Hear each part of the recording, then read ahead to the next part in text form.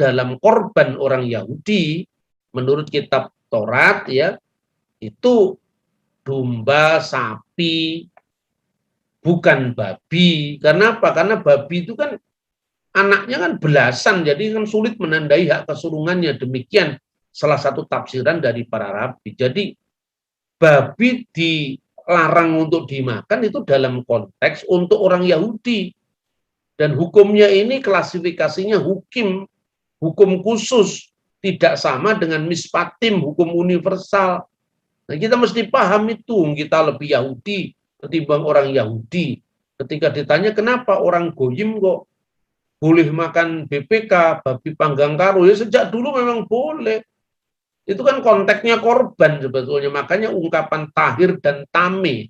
Tahur itu adalah suci secara ritual, dan tame itu kotor secara ritual. Jadi bukan dalam pengertian daging babi itu jijik secara higienis, enggak seperti takut, itu. sebab aku menyertai engkau. Janganlah bimbang, sebab aku ini Allahmu. Aku akan meneguhkan, bahkan akan menolong engkau. Aku akan memegang engkau dengan tangan kananku yang membawa kemenangan. Edukasi rohani. Semua teks dari kitab suci yang kita terima dalam terjemahan bahasa modern, termasuk bahasa Inggris, bahasa Indonesia, itu untuk perjanjian lama didasarkan atas teks yang dikenal dengan teks Masoretik yang berasal dari abad 10 setelah Masehi, sebagaimana yang saya munculkan pada gambar ini.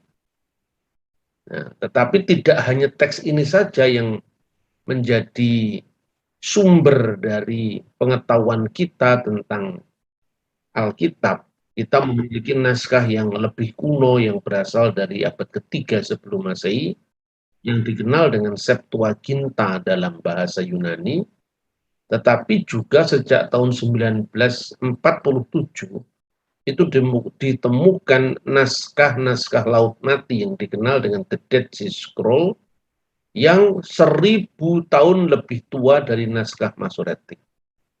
Dan saudara-saudara bisa cross-check sendiri tentu sekarang ya. Misalnya yang saya sajikan ini adalah kitab Raja-Raja yang pertama. Itu pada kolom kedua, kolom yang paling di tengah itu diawali dari kisah tentang Raja Daud. Begitu juga nanti pada dua raja-raja bisa dibandingkan antara naskah-naskah kuno yang kita miliki. Oleh karena dalam kasus dua raja-raja pasal 8 ayat 26 dan dua Tawarik pasal 22 ayat 2 tadi, menurut saya kita tidak boleh terlalu gegabah untuk menentukan ketika itu berbeda, lalu kita nyatakan itu salah salin misalnya. Dan inilah yang juga dilakukan oleh penerbit NIV, penerjemah NIV, yang menduga telah terjadinya kesalahan salin pada 2 Tawarik pasal 22 ayat 2. Nah, padahal di naskah kuno manapun memang ternyata bunyinya 22 dan 42, sehingga ini tidak bisa kita sembrono kemudian menjadikan alasan ini salah salin hanya untuk sekedar menyesuaikan antara teks yang berbeda, tapi berbeda kan tidak selamanya harus diartikan bertentangan. Dan ketika para sarjana kritik salinan kitab suci itu kemudian menyajikan di bawah teks standar atau teks yang diterima atau textus receptus, misalnya kalau untuk perjanjian lama itu adalah teks Masoretik, itu ada yang namanya kritikus aparatus. Jadi apabila terjadinya perbedaan, baik itu perbedaan ortografi atau jenis tulisan, karena kunonya naskah selama ribuan tahun tadi, itu diberi catatan kaki. Nah, catatan kaki itu sambil juga membandingkan dengan naskah kuno lain apabila terjadi perbedaan dan ada alternatif bacaan. Misalnya ini terjadi pada kitab Nabi Yesaya yang sering saya contohkan, di mana di dalam Yesaya pasal 21 ayat 8 itu, apakah bunyinya itu adalah haro'eh orang yang melihat, menurut naskah Qumran, ataukah Aryeh yang artinya singa. Maka ungkapan wajikra haro'eh al-misfeh adunai, ataukah wajikra Aryeh al-misfeh adunai. Dan itu ketika di situ memang ada bukti bahwa ternyata kata Aryeh itu mungkin adalah salah salin dari haro'eh, itu konteksnya mendukung. Tetapi dalam hal perbedaan seperti ini juga tidak pernah ada lembaga resmi dari Yahudi maupun Kristen yang berani mencoret atau membakar teks yang berbeda demi penyatuan, itu tidak pernah ada. Ini agak berbeda dengan misalnya sejarah Al-Quran, di mana naskah-naskah yang berbeda selain naskah Utsmani demi persatuan umat Islam itu dibakar. Tapi dalam sejarah kitab suci Yahudi dan Kristen tidak pernah ada terjadi pembakaran varian-varian teks yang berbeda. Dengan demikian, apabila ada kasus Yesaya pasal 21 ayat 8 tadi bisa dijelaskan. Nah, persoalannya kalau demi persatuan umat Yahudi dan Kristen, teks yang berbeda itu dibakar, persoalannya ya kalau yang dibakar itu pas yang dianggap salah. Kalau ternyata yang asli, kan kita tidak punya dokumen lagi. Sementara dengan dibiarkan adanya varian-varian teks itu, justru kita, para sarjana biblika, para sarjana kritik salinan, itu bisa menentukan kekunoan naskah, konteks dari naskah, termasuk yang kita bahas dalam kasus umur Ahazia ketika menjadi raja, 22 atau 42, yang memang di dalam teks sumbernya di dalam 2 Raja-Raja pasal 8 ayat 26 berbeda dengan teks 2 Tawarik pasal 22 ayat 2. Nah, kita tentu akan mempelajari dulu setting sejarah Israel. Dan bagian ini selalu saya tampilkan karena untuk mencocokkan angka-angka tahun nanti ketika kita mempelajari masa setelah pembuangan Babel, munculnya nabi-nabi yang selalu berperan dalam sejarah bangsa Israel. Dalam pembahasan kitab-kitab setelah 2 Raja-Raja ini akan selalu saya tampilkan supaya kita bisa lihat skema sejarahnya. Nah, saudara-saudara, Israel Raya sebagai sebuah negara berdaulat yang wilayahnya begitu luas, itu hanya bertahan dalam monarki Israel itu 3 raja. Israel Raya itu yang pertama Raja Saul, Raja Daud, dan kemudian putranya Salomo yang membangun Bet Hamikdash, yang artinya rumah suci atau bait suci, yang kemudian diterjemahkan dalam bahasa Arab Baitul Maqdis, Holy Temple di Yerusalem itu. Nah, pada saat pasca Salomo kita semua tahu bahwa kerajaan terbelah menjadi 2, yang di sebelah utara diikuti oleh sebagian besar suku, ada 10 suku itu dipimpin Yerobeam, dan yang di sebelah selatan itu Rahabiam putranya Salomo. Maka di antara raja-raja yang berkuasa di 2 kerajaan itu, kadang-kadang memang penuh ketegangan antara utara dan selatan. Kerajaan utara mendirikan sendiri penyembahan 2 patung sapi betina emas untuk menegaskan perbedaan mereka dengan kerajaan selatan atau Yehuda, karena bait suci yang dibangun Raja Salomo ada di sana. Dan kemudian kadang-kadang juga mereka bersekutu satu sama lain untuk menghadapi musuh bersama. Nah, Alkitab sebagai firman Tuhan tentu bukan sekedar mengandung fakta sejarah, tetapi juga mengandung pesan teologis moralistis tentang kejadian-kejadian dalam sejarah itu. Makanya di situ ada penilaian. Nah, sehingga apakah penilaian itu didasarkan atas moralitas yang Allah izinkan sendiri berlaku bagi umatnya. Maka biasanya kerajaan utara itu diidentikan dengan raja yang jahat, yang kuasanya memang luar biasa untuk konteks prestasi politik seperti Omri misalnya. Sehingga tidak lagi dikenal sebagai turunan Daud, memang Yerobeam bukan turunan Daud. Disebut misalnya Raja Omri atau Bit Omri, rumah Omri, itu yang menjadi rujukan dari prasasti-prasasti kuno di luar Alkitab. Tetapi sebutan netralnya kadang-kadang dalam Alkitab disebut Bet Yosef, rumah Yusuf, karena suku Yusuf itu ikut dengan kerajaan utara. Sementara yang di sebelah selatan itu diidentifikasi dengan Bet David, rumah Daud.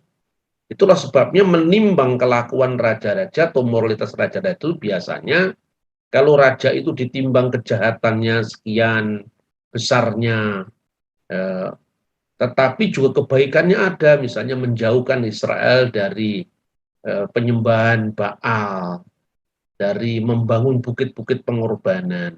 Tetapi masih kurangnya apa? Kurangnya karena dia misalnya raja tertentu itu mengikuti jejaknya Ahab yang sangat jahat misalnya. Sehingga karena mengikuti jejak Yerobeam tadi, biasanya orang Israel itu dibuat berdosa. Nah, sementara kalau seorang raja yang sekalipun secara kehidupan sehari-hari itu kadang-kadang juga ada sejarah hitamnya, tetapi karena apabila ada moralitas yang di mata Tuhan itu baik, maka dia dikuburkan bersama para leluhurnya yang di kota Daud misalnya. Maka identitas sebagai Bet David atau rumah Daud itu menjadi identitas dari kerajaan selatan. Dan itu juga nanti bisa dijumpai dalam sejumlah prasasti di luar Alkitab, sehingga kisah-kisah dalam Alkitab atau narasi-narasi biblikal itu bukan sekedar kisah yang didasarkan atas klaim pewahyuan dari seorang yang dipercaya sebagai nabi, tetapi memang tampaknya ini sejarah yang penuh dinamika seperti kita membaca sejarah dunia, tetapi di situ ada sebuah guiding moral yang berasal dari Tuhan, sehingga yang menentukan bahwa teks-teks ini bukan sekedar teks-teks historis, tapi teks-teks teologis. Meskipun demikian, teks-teks teologis itu tidak berdiri di luar sejarah yang bersifat out of history. Jadi bukan sesuatu yang berada di luar panggung sejarah out of history, tetapi yang berada in history, yang menyejarah. Nah, oleh karena itu bisa dibandingkan dengan prasasti-prasasti di luar kitab suci. Misalnya, identitas mengenai kerajaan utara. Itu kalau kita bandingkan, meskipun sekarang belum kita bahas ya, tapi prasastinya saya munculkan dulu, yaitu prasasti Raja Tiglat-Pileser III, yang menyebut istilah Bet Omri. Di Bet Omri, di rumah Omri, atau di kerajaan Omri, atau di kerajaan Samaria, atau di kerajaan Israel yang di sebelah utara, aku menggulingkan raja mereka Pakaha, dan ini merujuk kepada Pekah dalam Alkitab. Dan itu juga nanti berkaitan dengan sejarah bangsa Samaria, orang-orang Yahudi yang memisahkan diri atau ditolak dalam pembangunan bait suci pada saat mereka pulang dari Babel, karena mereka sudah menikah dengan orang-orang Babel, Kuta, Awa, Hamat, dan Sefarwaim. Dan itulah yang nanti bisa di cross check dengan kitab suci. Apakah naskah-naskah penaklukan Asyur pada bangsa Israel atau negara Israel sebagaimana yang tercatat dalam prasasti Tiglat-Pileser itu cocok dengan misalnya deskripsi kitab raja-raja, dan ternyata memang cocok. Artinya bahwa narasi kitab suci itu bukan sekedar narasi-narasi yang sifatnya normatif tanpa pijakan sejarah, tetapi justru narasi itu dibangun di atas fakta sejarah. Meskipun tentu dan sejarah itu kan juga berkaitan dengan penafsiran. Nah, disitulah penafsiran bagi orang non-Yahudi dan orang Yahudi nanti bisa beda. Misalnya tentang kekalahan bangsa Israel itu di mata orang Moab dalam prasasti Batu Mesya tahun 840 sebelum Masehi. Tapi di mata orang Israel itu bukan kekalahan, tetapi karena kegentaran orang Israel begitu Raja Moab mempersembahkan anak sulung yang laki-laki yang calon menjadi raja kepada dewa Kamos. Jadi itulah seperti itu. Dan hal seperti ini tidak asing ketika Anda mempelajari sejarah dari sumber yang berbeda-beda. Misalnya Anda mencatatkan misalnya sejarah Nusantara menurut catatan dinasti Ming. Tentu itu berbeda menurut catatan sejarah dalam perspektif orang Indonesia sendiri. Nah, perbedaan seperti ini tentu bukan pertentangan, tapi perbedaan sudut pandang dari para pihak yang mengalami peristiwa sejarah yang sama, tapi melihatnya dalam perspektif masing-masing. Nah, tentu yang demikian ya tidak bisa dibandingkan dengan kitab yang sudah diklaim benar, satu versi, ya, dan itu dipandang sebagai keyakinan. Kalau keyakinan ya sudah tidur saja, tidak usah membaca sejarah karena yakin ya sudah yakin.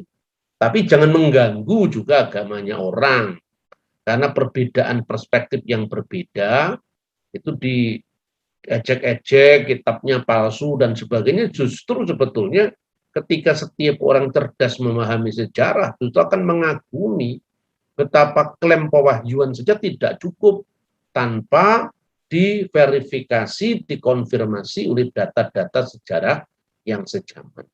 Nah, saudara-saudara, selain prasasti yang tadi kita bahas dari Tiglat-Pileser tadi yang menyebut tentang Bet Omri, sebaliknya raja-raja Yehuda itu dikenal sebagai kerajaan rumah Daud. Karena apa? Karena mulai dari Rahabiam dan raja-raja berikutnya, terlepas dari ada raja yang jahat, ada raja yang baik, itu semuanya kan memang keturunan Daud. Makanya disebut Bet David. Dan inilah untuk pertama kali munculnya peneguhan arkeologi dari penemuan prasasti Tel Dan. Dan prasasti ini baru ditemukan dan dibaca itu tahun 1993. Jadi belum lama ini. Nah, inilah wujud prasastinya. Disinilah istilah Bet David itu tercantum dalam prasasti ini, selain tentu dalam prasasti Mesa atau prasasti kuil dari Fir'aun Sisak. Itu ada juga istilah itu Bet David. Nah, prasasti ini berasal, ini dugaan para ahli, berasal dari Hazael Raja Aram yang dalam kitab suci namanya disebut. Tetapi dalam teks prasasti ini juga nama Hazael nggak disebut, hanya dia disebut sebagai Ben Hadad, putra dari Dewa Hadad dari Aram. Dan dia menyebut Dewa Hadad itu sebagai ayahku, karena dianggapnya bahwa dewanya itu membantu dia dalam mengalahkan Israel. Dan ini yang paling lengkap menyebut nama raja-raja, termasuk Raja Ahazia, yang itu jelas-jelas disebutkan di dalam Alkitab, ya, nama Yoram, nama Ahaz, nama Ahazia, dan itu di nama Ahab, Yoram, Ahazia disebutkan dalam prasasti ini. Nah, sekalipun tentu di dalam pembacaan semua prasasti kuno itu ya ada perbedaan dalam membaca, tetapi paling tidak semua ahli sepakat, terlepas dari perbedaan detil dalam kisah ini, kisah-kisah yang disajikan dalam Alkitab itu antara pasal 1 sampai pasal 9 yang kita baca sekarang ini, itu prinsipnya sama. Ya. Teks ini diterjemahkan bahwa Hadad yang dipanggil sebagai ayahnya oleh raja ini telah melawan ketika Israel itu menguasai mereka. Lalu menyuruhnya dia pergi untuk bertempur. Dan Raja Israel yang sebelumnya menguasai tanah leluhurnya yaitu Aram, telah mengangkatnya, artinya dia telah diangkat oleh dewanya yang namanya Hadad sebagai raja dan pergi di depanku, artinya pergi berperang untuk dia melawan Israel. dan kemudian dia membunuh beberapa kerabat raja yang membunuh Yoram anak Raja Ahab. Dan ini jelas sekali ada dalam Alkitab, anak Raja Ahab dari Israel, Raja Israel, dan membunuh Ahazia. Di sini disebut Ahazyahu, seperti Yeremia, Ibraninya Yermiyahu, maka Ahazia di sini Ahazyahu, yang ada perbedaan umur ketika menjadi raja menurut 2 Tawarik dan 2 raja-raja tadi. Itu diteguhkan dalam 2 prasasti ini. Kemudian, aku telah membunuh Ahazyahu anak Yoram, kerabat dari Bet Daud, dari keluarga Daud. Nah, meskipun nanti kita bisa menemukan perbedaan bahwa klaimnya Raja Hazael Ben Hadad ini telah membunuh Raja Israel, itu ternyata memang yang membunuh bukan dia langsung, tetapi Yehu yang menjadi Raja Israel kemudian membunuh 2 raja sebelumnya yang jahat di mata Tuhan ini. Nah, inilah beberapa teks ya yang bisa kita bahas. Kemudian juga di akhir dari kisah di mana Hazael itu mengalahkan Israel, lalu disebut bahwa Yehu memimpin Israel. Nah, jadi di sini juga ada nama Yehu yang memimpin Israel, yang dalam Alkitab dialah yang membunuh Yoram dari Israel, anaknya Raja Ahab, dan membunuh Ahazyahu, anak Yoram, yang merupakan bagian dari keluarga kerajaan selatan. Jadi artinya teks ini mengonfirmasi tentang persekutuan bahkan persekongkolan kerajaan selatan. Dalam hal ini adalah Ahazia yang secara khusus menjadi fokus perhatian kita, dengan kejahatan Raja Utara, khususnya kejahatan dinasti Omri, yang rajanya yang paling terkenal itu Ahab, istrinya yang terkenal jahat itu Isabel.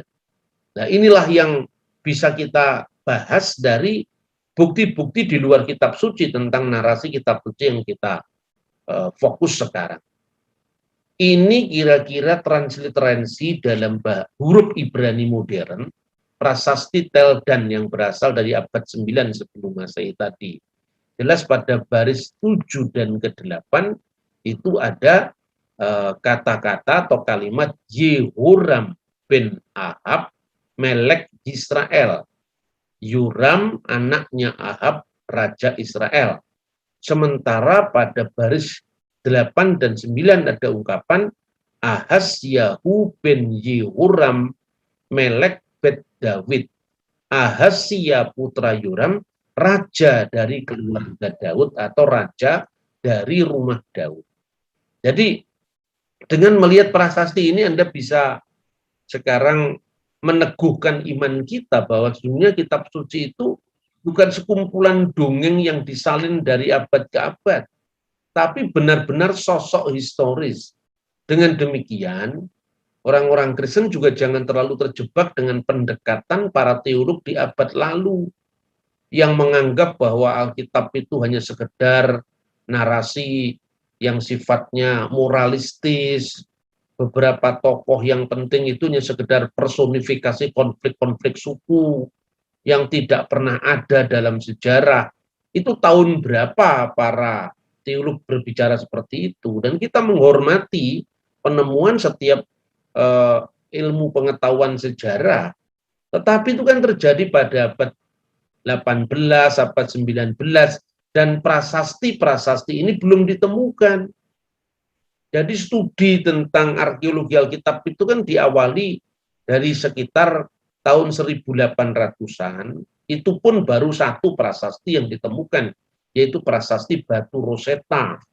Nah, prasasti Batu Rosetta itu membuka yang namanya arkeologi Mesir kuno, yang dikenal dengan Egyptologi, dan itu nanti dari pembacaan teks yang dikenal dengan prasasti 3 bahasa yang ditemukan di daerah atau desa yang namanya Rosit, maka disebut Batu Rosetta, itu kita bisa menguraikan nama-nama Fir'aun seperti misalnya Tutmose, Ramses, Akhenaten dan sebagainya itu kan dari sana. Nah, itu awalnya juga karena Francis Champollion diinspirasi oleh Keluaran pasal 1 ayat 11 tentang nama Ramses sampai ditemukannya pembacaan batu Rosetta itu. Nah, setelah ditemukan batu Rosetta itu kan belum menyentuh apa-apa tentang Holy Land, tentang Timur Tengah, kota suci Israel, tanah suci Israel.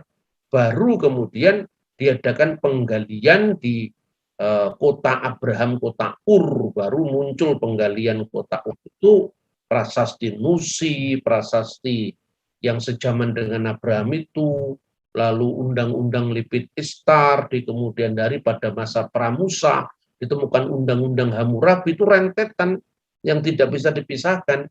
Sampai kemudian di abad 20 dan abad 21 ini, penemuan-penemuan seperti misalnya prasasti Teldan atau prasasti Hazael bin Hadad ini, lalu prasasti Batu Mesa atau Batu Moab itu ternyata mengubah cara pandang, cara pikir kita tentang sejarah kitab suci. Dan tidak usah malu-malu kalau ternyata teologi di abad lalu itu mengalami perkembangan. Karena apa? Karena seiring dengan penemuan-penemuan arkeologi, tidak usah harus membuat tembok pemisah, ini kelompok Injili, ini kelompok ekumenikal, itu saya kira bukan mentalitas akademis yang baik. Karena itu melalui temuan-temuan itu mari kita baca dengan mata yang jernih, dengan sikap hati yang jujur, dan buang pendekatan polemik menang kalah. Tapi pendekatannya masih pendekatan dialogis yang memberi ruang pada orang yang berbeda, silakan menolak ya enggak apa-apa, tapi mari kita menguji data ini. Demikian saya kira sikap yang seharusnya kita kembangkan dalam membaca kitab suci, bahkan semua ilmu agama. Ini saya membuat satu bagan tentang kesejadaran ayat-ayat dalam Alkitab, secara khusus tema yang kita bahas ini dengan khususnya prasasti Hazael bin Hadad yang dikenal dengan prasasti Teldan. Misalnya, pada kitab suci, 2 Raja-Raja pasal nomor 24 itu disebutkan, sejak saat itu tidak ada gerombolan-gerombolan orang Aram yang masuk ke tanah Israel. Artinya bahwa kerajaan Aram ini pernah dikuasai oleh orang Israel. 2 Raja-Raja pasal 6 ayat 23. Sesudah itu Ben Hadad, ini artinya putra Hadad, putra Dewa Hadad, itu nama itu muncul juga di dalam 2 Raja-Raja pasal 6 ayat 24. Raja Aram, dan Raja Aram ini justru dalam Alkitab namanya diketahui yaitu Hazael. Sementara dalam prasasti Teldan itu hanya disebutkan ayahku, dan itu dia mengaku sebagai anaknya dari dewa yang dipuja oleh bangsa Aram kuno itu, anaknya Hadad. Raja Aram yaitu Ben Hadad menghimpunkan seluruh tentaranya lalu maju mengepung Samaria, maksudnya mengepung kerajaan Israel di sebelah utara. Dan teks kitab suci ini ternyata diteguhkan oleh misalnya penemuan Teldan inscription pas baris ketiga sampai baris kelima. Dan ayahku, maksudnya raja ini mengaku diri sebagai putra dari Hadad. Makanya menyebut ayahku Hadad. Sedangkan dalam Alkitab dia disebut Ben Hadad, anaknya Dewa Hadad. Membaringkan diri, ia pergi kepada leluhurnya. Sekarang Raja Israel telah menembus, ini telah memasuki wilayah tanah ayahku sebelumnya. Tetapi Hadad menjadikanku raja. Artinya dia mengaku diri sebagai yang mengangkat sebagai raja itu adalah dewanya yang namanya Hadad. Menjadikanku raja, dan Hadad melangkah ke depanku sampai aku pergi. Dia pergi untuk menaklukkan bangsa Israel. Lalu dalam 2 Raja-Raja pasal 9 ayat 24, lalu memanah Yoram di antara kedua baunya, artinya Yehu ini, sehingga anak panah itu menembus jantungnya maka rebahlah ia dalam keretanya. Kemudian ini sejajar, namanya Yoram juga disebut di dalam baris ke-7 dan ke-8. Yehoram bin Ahab melek Israel. Jadi ini sosok historis, bukan sekedar cerita wahyu yang diterima oleh Nabi Elia atau Nabi Elisa di sebuah gua, tidak. Ya, karena gua dikaitkan juga dengan Nabi Elia misalnya, tidak seperti itu. Tetapi benar-benar ini adalah bisa dikonfirmasi ya, sekalipun tentu yang namanya detil-detil pengisahannya itu saya katakan lagi dari sudut pandang dari kerajaan yang bersangkutan. Kemudian Ahazia dibunuh dengan panah oleh Yehu di Gur dekat Gibleam. Ia lari dan mati di Mediku. Ini saya kalimatkan dari narasi panjang kitab suci. Ia dikuburkan di samping nenek moyangnya di kota Daud. Jadi Alkitab ketika menimbang kelakuan Ahazia ya dengan kejahatannya yang mengikuti kejahatan keluarga Ahab karena bujukan ibunya Isabel, tetapi ada penegasan bahwa dia dikubur di kota Daud itu untuk menegaskan bahwa dia turunan Yehuda, bukan turunan Samaria yang di sebelah utara. Ya, dan teks ini tentu juga dikonfirmasi oleh prasasti Hazael bin Hadad atau prasasti Teldan. Ahazyahu bin Yehoram melek Bet David. Jadi Ahazia anak Yoram raja dari keluarga Daud. Artinya seperti prasasti-prasasti yang sejaman tadi, kerajaan selatan disebut sebagai Bet David. Nah, inilah background, historical background dari narasi yang panjang lebar dikisahkan dalam 2 Raja-Raja dan 2 Tawarikh. Tentu ketika kita membaca Alkitab, ya tidak sekedar membandingkan ayat dengan ayat, lalu dikarang-karang sendiri, setelah ditemukan cocok, diserangkan kepada orang lain, tanpa pengetahuan, tanpa pendekatan yang sama sekali itu ahistoris, hanya karena unsur keyakinan yang saya sampaikan berkali-kali itu. Kemudian, nah sekarang sebagai seorang Kristen, ketika iman kita sering disalahpahami oleh para polemikus atau gerombolan polemikus yang kadang-kadang hanya sekedar mengutip ayat tanpa melihat konteks sejarahnya yang luas itu, benar-benar dihadapkan di depan mata kita. Nah, coba perhatikan antara 2 teks yang berbeda. Ini memang sungguh-sungguh berbeda. Tidak perlu disangkal kenapa perbedaan semacam ini, juga tidak perlu dibakar salah satunya. Justru perbedaan semacam itu digali kenapa bisa berbeda. Berumurlah 22 tahun pada waktu Ahazia menjadi raja, dan setahun lamanya ia memerintah di Yerusalem. Nama ibunya Atalia, cucu Omri, raja Israel. Ya, Atalia, cucu Omri, raja Israel. Ben Esrim Ustayim Sana. Jadi ungkapan berumurlah 22 tahun itu Ben Esrim Ustayim Sana Ahaz Yahuwi Mulku wasanah ahad malak Yerusalem wasem imu atal yahubat Omri melek Israel. Sementara dalam teks yang paralel 2 Tawarikh 22 ayat 2, Ben Arba'im Ustayim Sana Ahaz Yahuwi Mulku wasanah ahad malak Yerusalem wasem imu, dan nama ibunya atal yahubat Omri. Jadi perbedaannya di sini pada kata-kata Ben Esrim Ustayim Sana dan Ben Arba'im Ustayim Sana. Pada usia 22 tahun, satunya pada usia 42 tahun. Nah, bagaimana perbedaan semacam ini? Dalam teks NIV disebutkan kemungkinan 2 Tawarikh pasal 22 itu membuat kesalahan salin, tapi naskah kuno manapun termasuk Septuaginta menyebutkan 42. Jadi apakah ya semua salah, kan itu kan persoalannya. Maka ada banyak ahli lain yang kemudian mencari ini, tahun ini kan tidak merujuk kepada usianya Ahazia, tetapi juga tahun-tahun kerajaan yang diteruskan Ahazia. Jadi 42 tahun itu tahun pemerintahan usia dinasti Omri, sementara 22 tahun itu usianya Ahazia. Sebab Yoram sendiri bapaknya umur 35 tahun, masa anaknya umur 42 tahun gitu. Nah ini, lalu bagaimana fakta pendukungnya? Kita lihat. Jadi sebetulnya kalau kita lihat, karena ini kan temanya tadi kan dinasti Omri yang jahat. Itulah yang memindahkan kerajaan Israel ke Samaria pertama kali dari Tirsa ya. Dari kejahatan yang pertama dilacak dari Yerobeam dan seterusnya sampai Omri.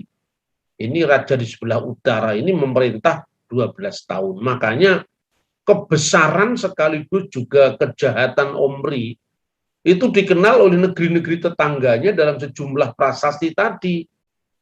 Prasasti Tigrat Pileser menyebutkan Bit Omri, juga prasasti Batu Mesya, prasasti Moab itu juga menyebut Bet Omri, menyebut Omri Melek Israel, Omri Raja Israel.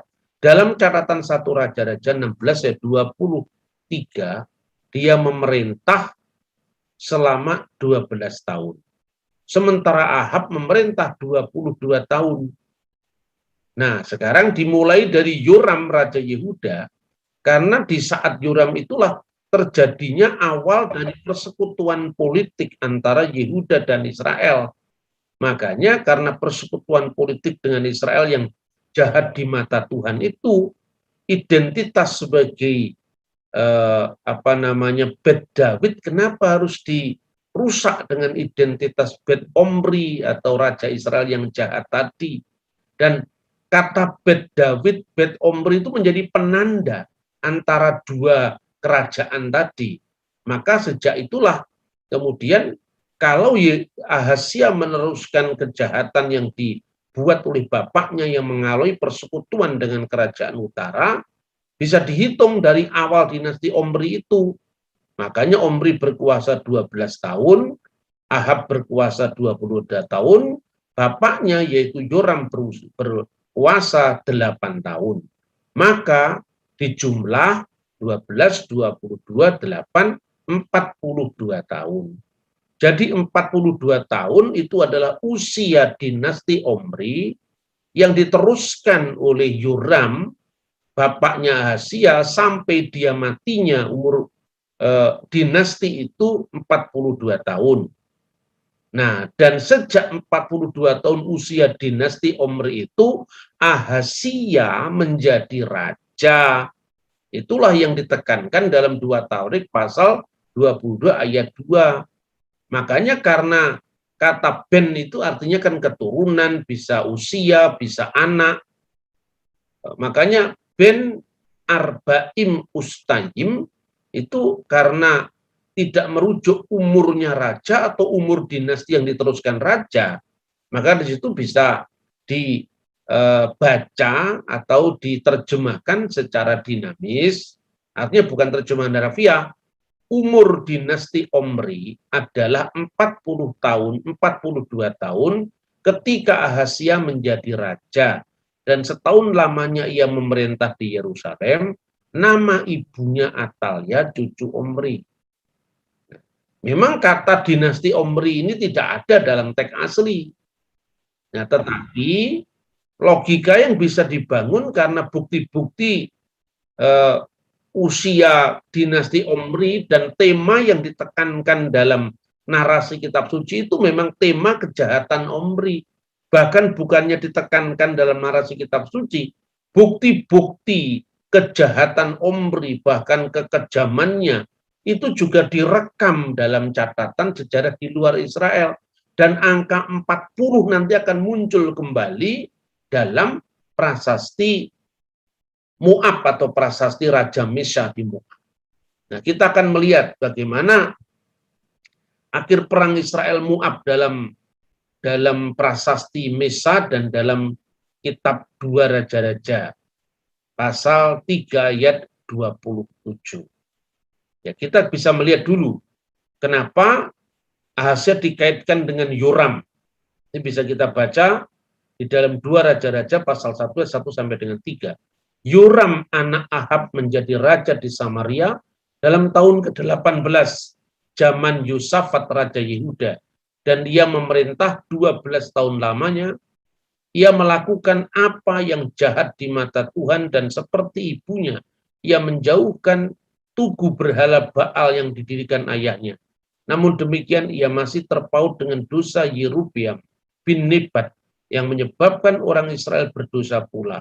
Dan dia tidak menjauhinya, tetapi setelah Ahab mati, memberontaklah Raja Moab terhadap Raja Israel.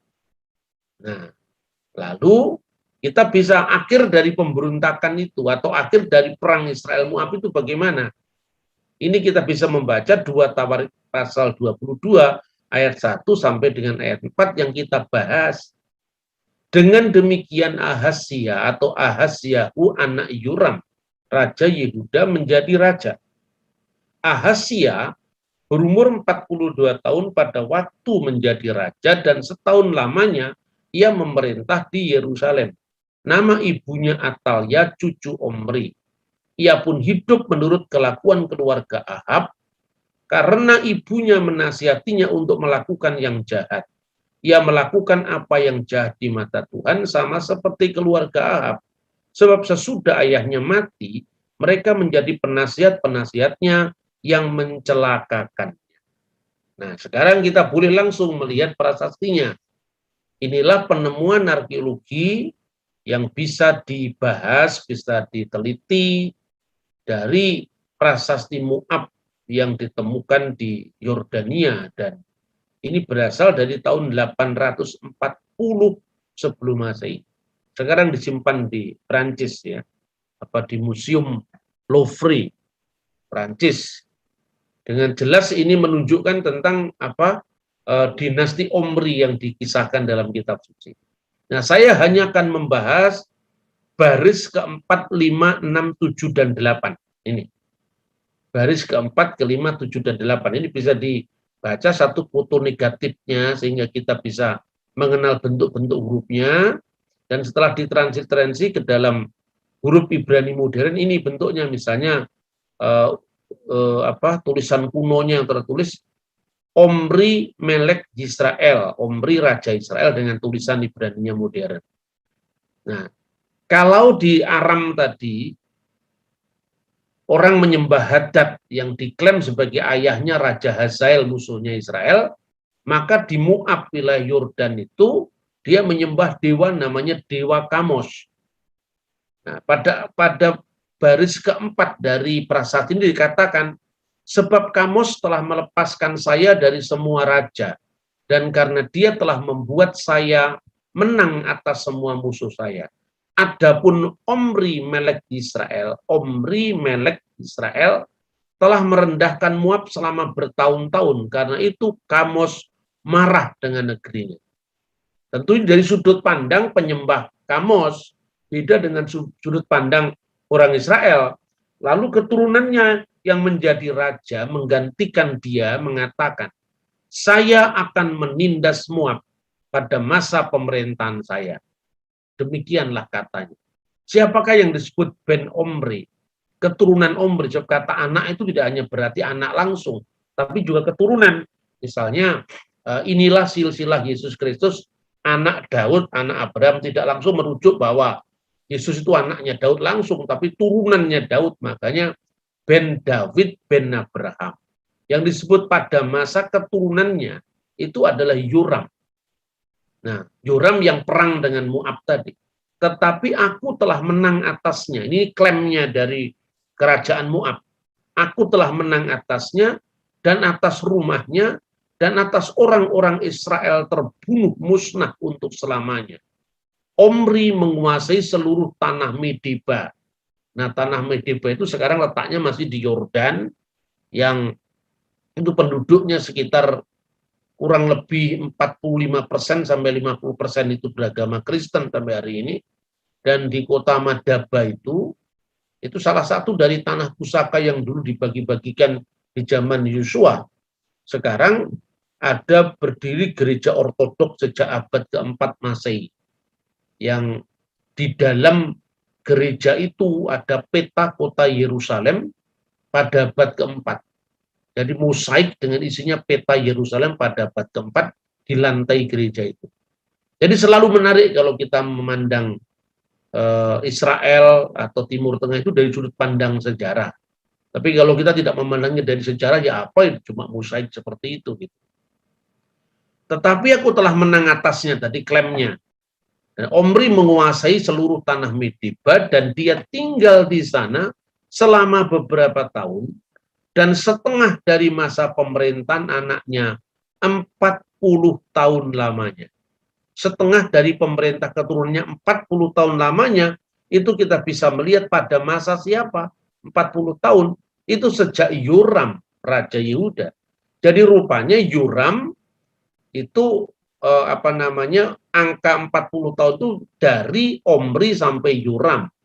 Nah, inilah yang bisa ditafsir dari teks 40 tahun dinasti Omri menguasai Moab yang menjadi rujukan pada tahun ke-42 sejak Omri menjadi raja, itu Ahazia menjadi raja untuk menekankan bahwa dia meneruskan kejahatan Omri.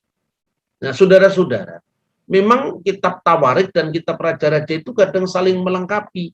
Misalnya ketika pembahasan kita kemarin, yang saya sebut ekspedisi Ofir, di mana mereka pada masa Yosafat itu ingin mengulang kejayaan Raja Salomo untuk mengambil emas dari Ofir yang saya tafsirkan sebagai tanah Nusantara itu.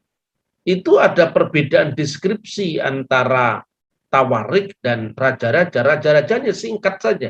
Tapi di Tawarik itu cukup detail bagaimana menyampaikan deskripsi tentang ekspedisi Ofir itu. Begitu pula tentang peperangan Israel dengan Moab ini, sangat detail sekali dan ternyata angka 40 itu muncul juga di dalam prasasti Moab dan secara khusus 42 itu tahun berakhirnya pemerintahan Yoram ayahnya Ahazia dan saat itulah Ahazia menjadi raja. Jadi angka 22 itu merujuk umurnya ketika menjadi raja.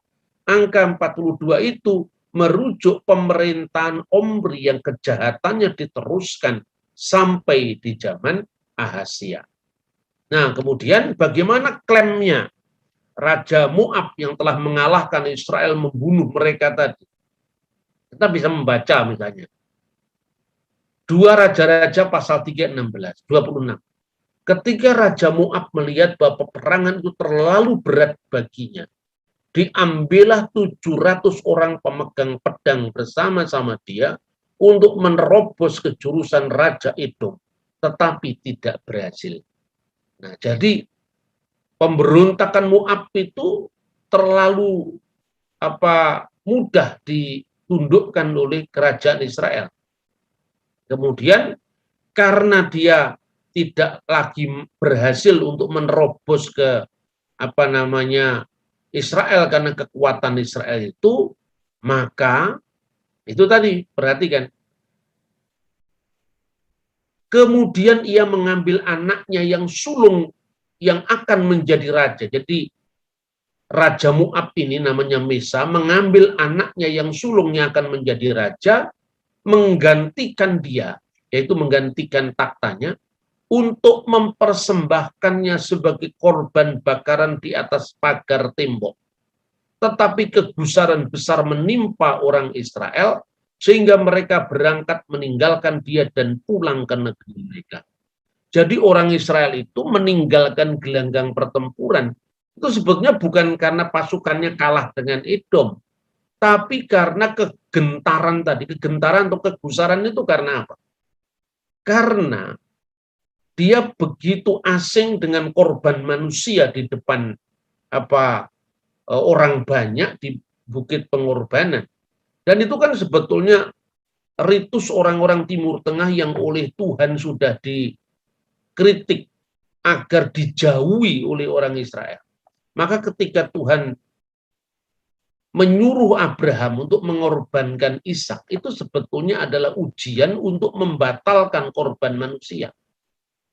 Maka ketika anak yang sulung itu dikorbankan, karena kan menurut undang-undang kuno pada masa itu yang disebut anak sulung itu bukan sekedar anaknya yang lahir pertama, karena hak kesulungan itu adalah hak dari istri pertama.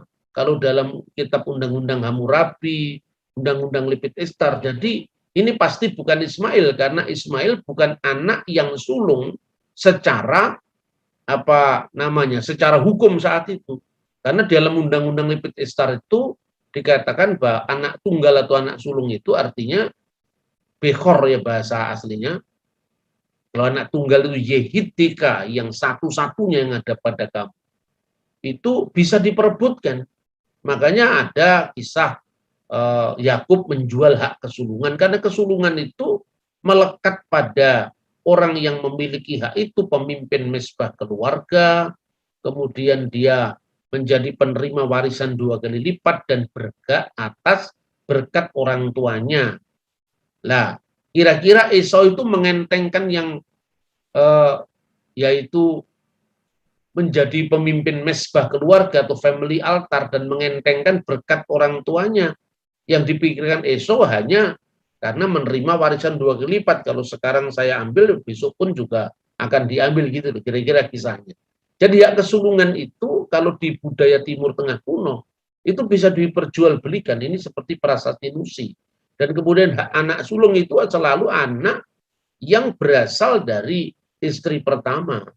Kecuali ya kalau istri pertama tidak punya anak, maka anak dari hamba yang diambil oleh tuannya tadi bisa menjadi anaknya dan pewaris seluruh harta miliknya. Tapi apabila setelah hamba tadi memiliki anak, kemudian istrinya ya juga punya anak, maka anak dari hamba tadi tetap menjadi anak tuannya. Tapi warisannya hanya separuh dari warisan kesulungan, hak sulung, meskipun yang menjadi sulung ini lahir setelah kakaknya. Nah, itu dalam undang-undang Lipit Ishtar, dan undang-undang ini sejaman dengan zaman Abraham.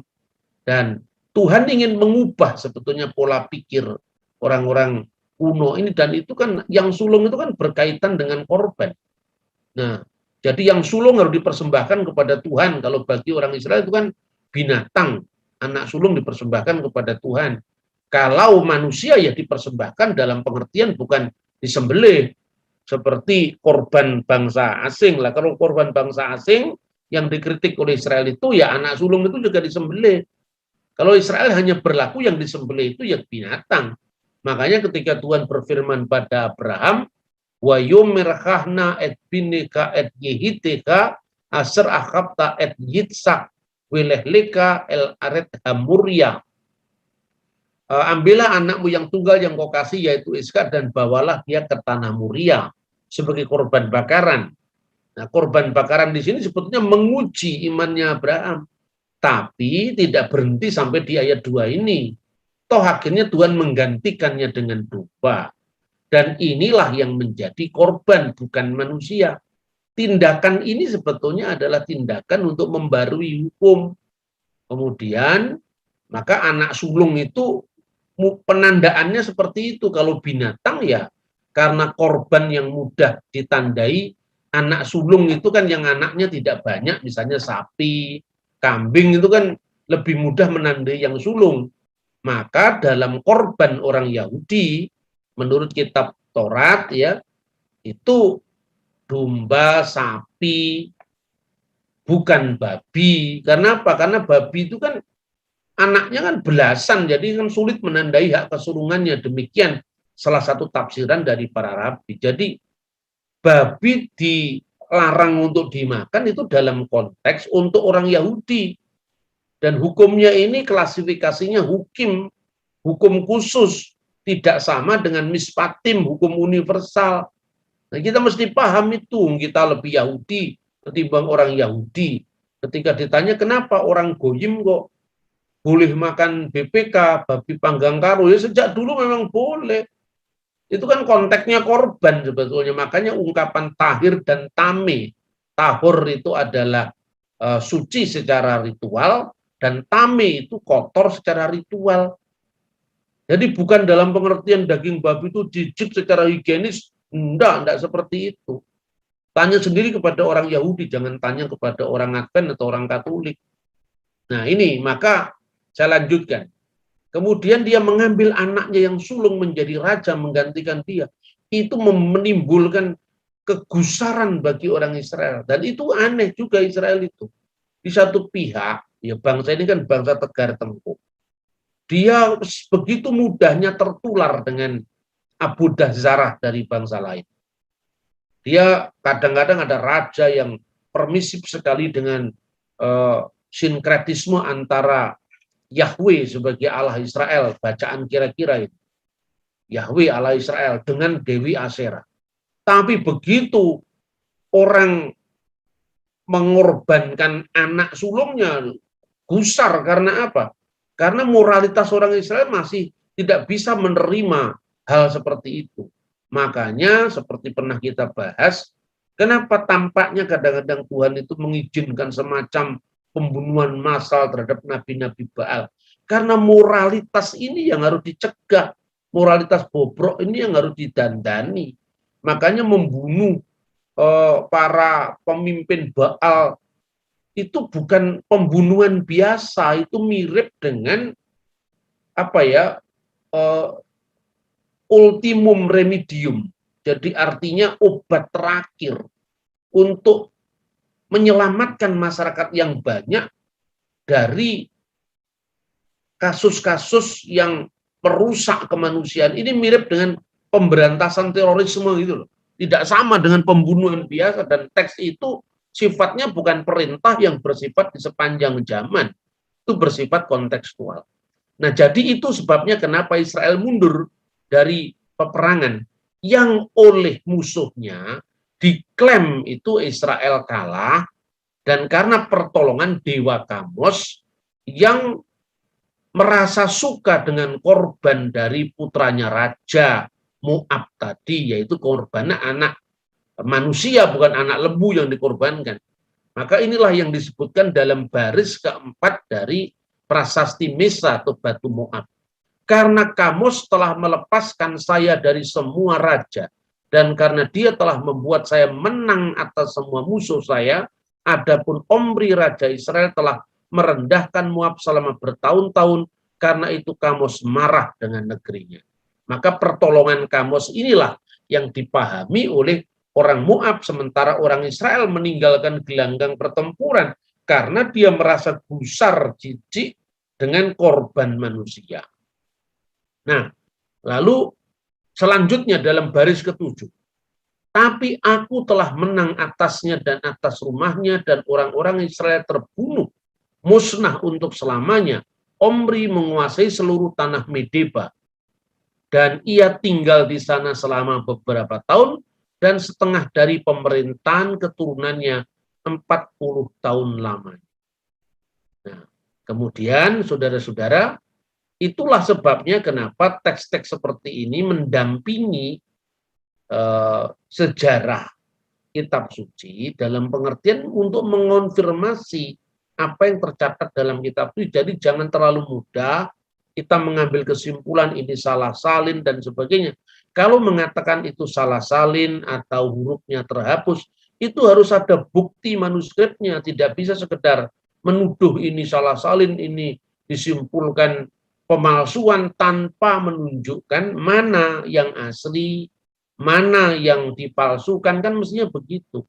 Tanpa bukti seperti itu, ya kita ini hanya melamun tentang kitab yang kita tidak bisa paham sama sekali, tetapi dengan jubawanya kita sombong untuk menilai apa yang kita tidak mengerti itu sebagai sebuah kesalahan. Nah, kiranya Tuhan memberkati presentasi ini untuk menjadi bahan refleksi kita, renungan kita dalam memahami firman Tuhan yang bersifat historis, ya. Artinya sejarah yang penuh bukti adalah mitra bagi iman yang penuh bakti. Begitu juga bukti-bukti historis arkeologis ini mengonfirmasi kebenaran, keakuratan dari Alkitab. Shalom alaikum. Amsal pasal 29. Siapa bersih tegang leher, walaupun telah mendapat teguran, akan sekonyong-konyong diremukkan tanpa dapat dipulihkan lagi. Jika orang benar bertambah, bersukacitalah rakyat. Tetapi jika orang fasik memerintah, berkeluh kesahlah rakyat. Orang yang mencintai hikmat, menggembirakan ayahnya. Tetapi siapa yang bergaul dengan pelacur, memboroskan harta. Dengan keadilan, seorang raja menegakkan negerinya. Tetapi orang yang memungut banyak pajak, meruntuhkannya. Orang yang menjilat sesamanya, membentangkan jerat di depan kakinya. Orang yang jahat terjerat oleh pelanggarannya, tetapi orang benar akan bersorak dan bersukacita. Orang benar mengetahui hak orang lemah, tetapi orang fasik tidak mengertinya. Pencemooh mengacaukan kota, tetapi orang bijak meredakan amarah. Jika orang bijak berperkara dengan orang bodoh ini mengamuk dan tertawa, sehingga tak ada ketenangan. Orang yang haus akan darah membenci orang saleh, tetapi orang yang jujur mencari keselamatannya. Orang bebal melampiaskan seluruh amarahnya, tetapi orang bijak akhirnya meredakannya. Kalau pemerintah memperhatikan kebohongan, semua pegawainya menjadi fasik.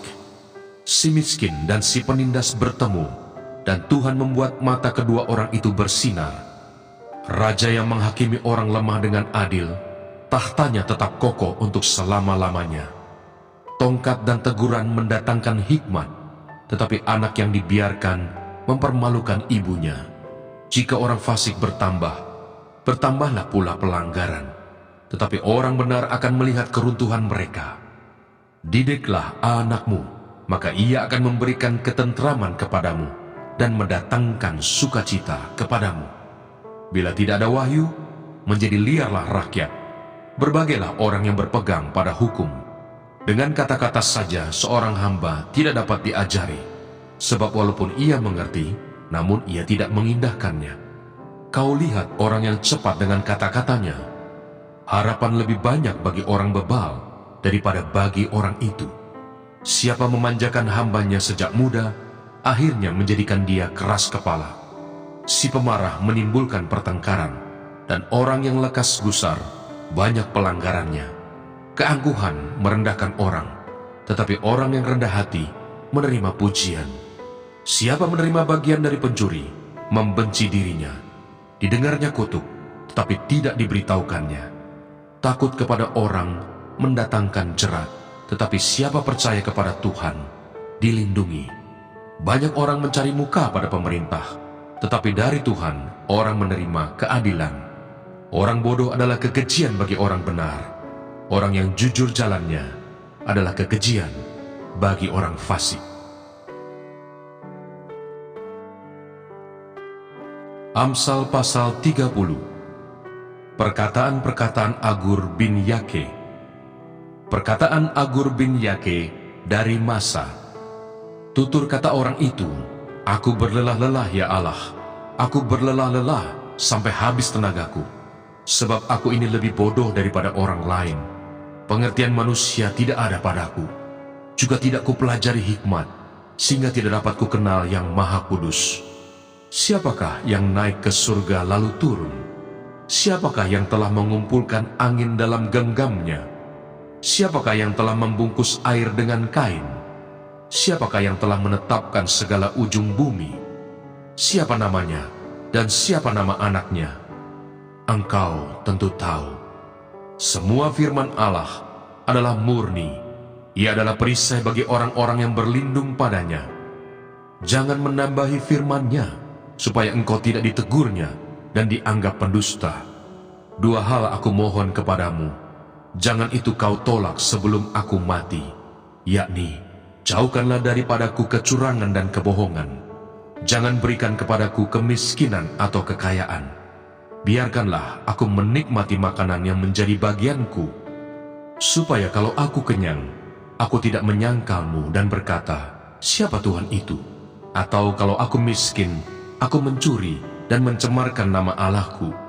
Jangan mencerca seorang hamba pada tuannya, supaya jangan ia mengutuki engkau, dan engkau harus menanggung kesalahan itu. Ada keturunan yang mengutuki ayahnya, dan tidak memberkati ibunya. Ada keturunan yang menganggap dirinya tahir, tetapi belum dibasuh dari kotorannya sendiri. Ada keturunan yang berpandangan angkuh, yang terangkat kelopak matanya. Ada keturunan yang giginya adalah pedang, yang gigi geliginya adalah pisau, untuk memakan habis dari bumi orang-orang yang tertindas, orang-orang yang miskin di antara manusia. Si lintah mempunyai 2 anak perempuan, untukku dan untukku. Ada 3 hal yang tak akan kenyang. Ada 4 hal yang tak pernah berkata cukup. Dunia, orang mati, dan rahim yang mandul, dan bumi yang tidak pernah puas dengan air, dan api yang tidak pernah berkata cukup. Mata yang mengolok-olok ayah, dan enggan mendengarkan ibu, akan dipatuk gagak lembah, dan dimakan anak Raja Wali. Ada 3 hal yang mengherankan aku, bahkan ada 4 hal yang tidak ku mengerti. Jalan Raja Wali di udara, jalan ular di atas cadas, jalan kapal di tengah-tengah laut, dan jalan seorang laki-laki dengan seorang gadis. Inilah jalan perempuan yang berzina. Ia makan, lalu menyeka mulutnya dan berkata, aku tidak berbuat jahat. Karena 3 hal bumi gemetar, bahkan karena 4 hal ia tidak dapat tahan. Karena seorang hamba, kalau ia menjadi raja. Karena seorang bebal, kalau ia kekenyangan makan. Karena seorang wanita yang tidak disukai orang, kalau ia mendapat suami. Dan karena seorang hamba perempuan, kalau ia mendesak kedudukan nyonyanya. Ada 4 binatang yang terkecil di bumi, tetapi yang sangat cekatan. Semut, bangsa yang tidak kuat, tetapi yang menyediakan makanannya di musim panas. Pelanduk, bangsa yang lemah, tetapi yang membuat rumahnya di bukit batu. Belalang, yang tidak mempunyai raja, namun semuanya berbaris dengan teratur. Cicak yang dapat kau tangkap dengan tangan, tetapi yang juga ada di istana-istana raja. Ada 3 binatang yang gagah langkahnya, bahkan 4 hal yang gagah jalannya, yakni singa yang terkuat di antara binatang, yang tidak mundur terhadap apapun, ayam jantan yang angkuh atau kambing jantan, dan seorang raja yang berjalan di depan rakyatnya. Bila engkau menyombongkan diri, tanpa atau dengan berpikir, tekapkanlah tangan pada mulut, sebab kalau susu ditekan, mentega dihasilkan, dan kalau hidung ditekan, darah keluar, dan kalau kemarahan ditekan, pertengkaran timbul.